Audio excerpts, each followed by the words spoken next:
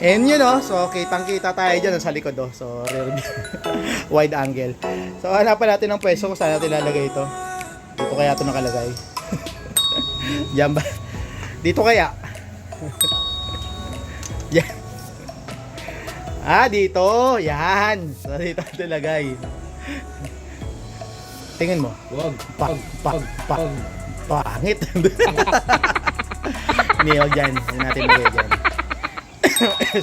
Excuse me po mga kapatid. So, saan kaya ito ilalagay? Naku po, ang hirap naman hanapan ito. Patagilid kaya, pag ganyan.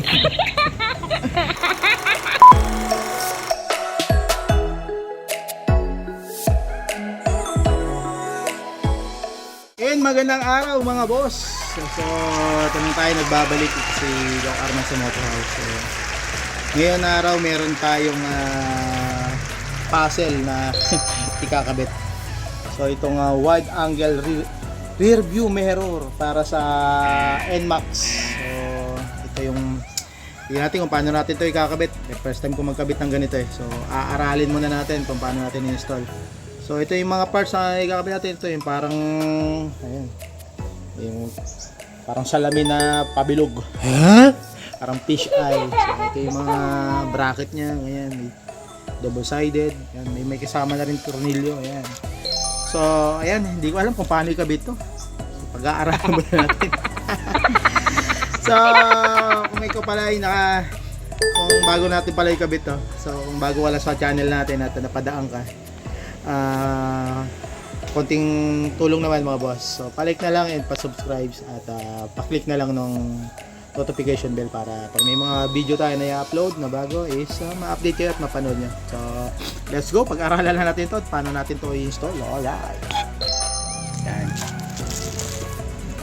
Hindi ko alam kung paano to pero bahala na.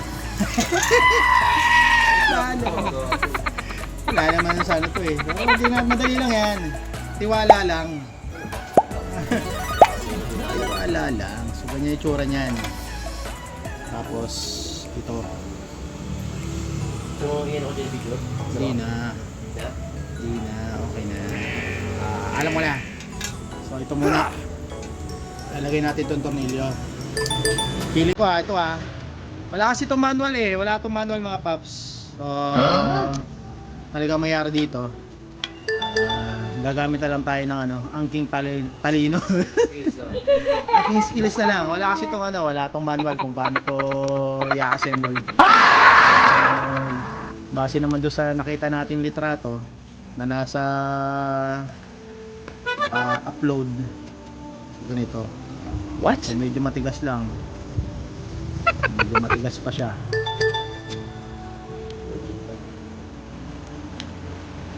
Medyo matigas kailangan sentro to.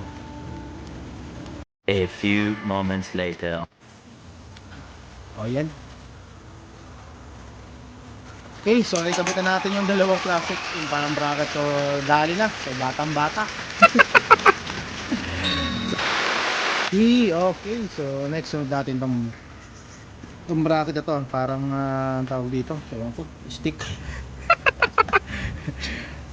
Basic lang, ganyan lang yan, ganito lang yan. Ganyan lang yan, tutornilyo lang yan dito. Yan. Tapos ilalagay ito sa ibabaw ng pwede nyo ilagay ito sa ibabaw ng mga TV. What? Antena to. Di pala antena to. Yan. So, ganyan lang. Ganyan dito ng isang nut. Tapos alam ko kung ano to eh. Napanood ko na to dati. Barbell yata to. Joke, hindi ang barbell. Hindi to. Ginagamit ko to eh. Pag pag nag-ice skating to. Yeah. So ito yung bracket niya. Pag na-assemble na natin tong parang paa, ilalagay naman natin dito. Yan. So malapit na natin mabuo. So, malapit na, konti na lang. Yan. Tulak lang ng ganyan. Yup. Yan. Yun Ay, ganyan na siya. So nakikita nyo na yung forma niya ha. Diba? Parang ano, di ba? Parang alam mo, parang alien lang na nag-ano. Alien. Parang alien from outer space. Yan. Ang kulit. Next natin, lalagyan natin ng double-sided tape itong part ng ilalim ko. Ayan, double-sided tape. So, kabit natin. Yan, optika. Ayan, maganda yung pagkakadikit. So, dito lang yan, lalagay natin dito.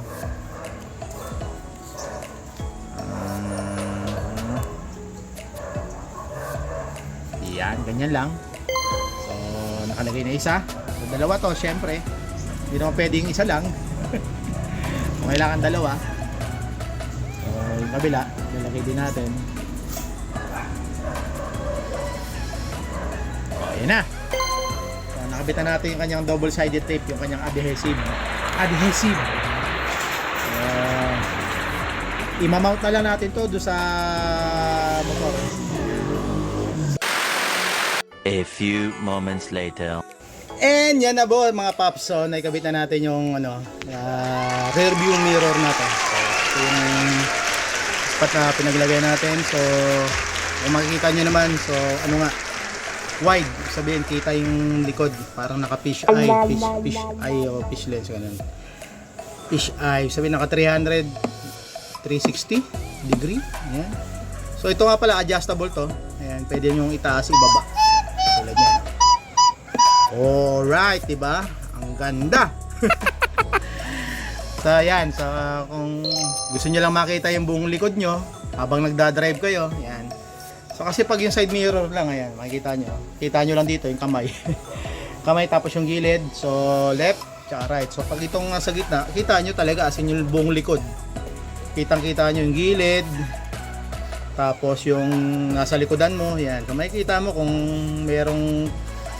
may gustong humampas sa'yo sa likod mo habang nagdadrive ka. So kitang-kita mo. Halimbawa, meron nasa likod mo, gusto kang, ano yun, sapukin.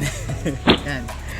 So ayan mga guys, so yun ang pinakita ko lang sa inyo kung paano natin in-install tong paano natin to in-install at in-assemble tong wide angle rear view mirror. Yan. So yan, I hope sana medyo may natutunan kayo dito sa natin, konting video na shinare natin. So again, ito si Doc Armas sa Moto House Ride Safe sa ating mga boss. Bye bye!